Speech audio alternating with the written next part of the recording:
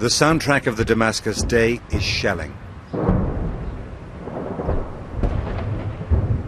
The regime has the heavy guns. They're the first thing you hear in the morning and the last at night.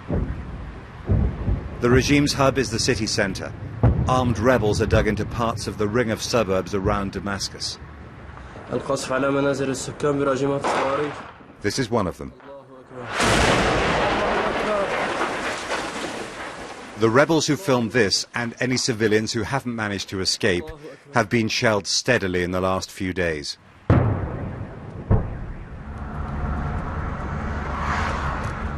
The shells keep the rebels back from this strategic strongpoint, Meze Air Base.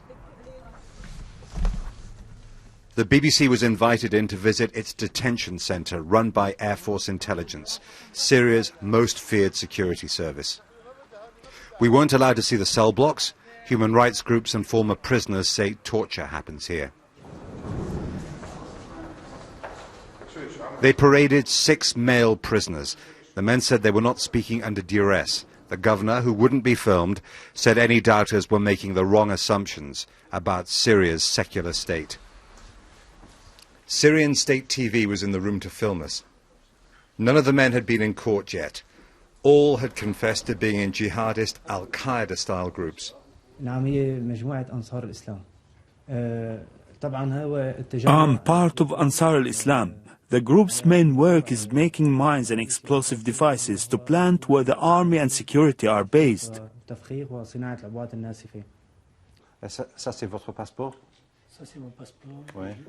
They produced the Algerian passport of Jamal Amma al-Khadour, who said he was also a French citizen living in Marseille.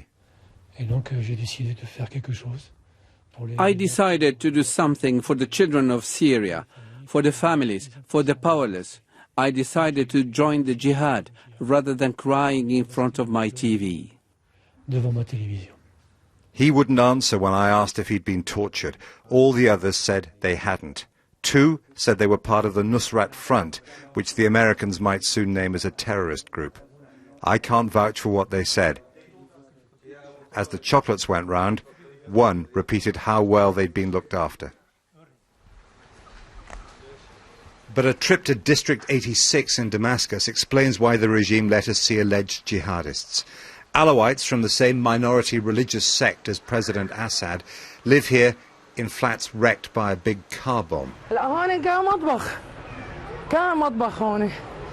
Hanal Ibrahim's sister was one of 15 killed. She blames jihadists and, like all President Assad's supporters, backs him when he says he's defending Syria against terrorists.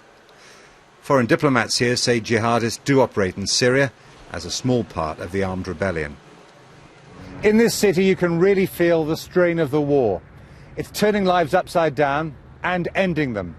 It's impossible to say what's going through the mind of President Assad at the moment, but what is certain is that his regime is under more pressure now than at any time since the uprising against him started in March last year.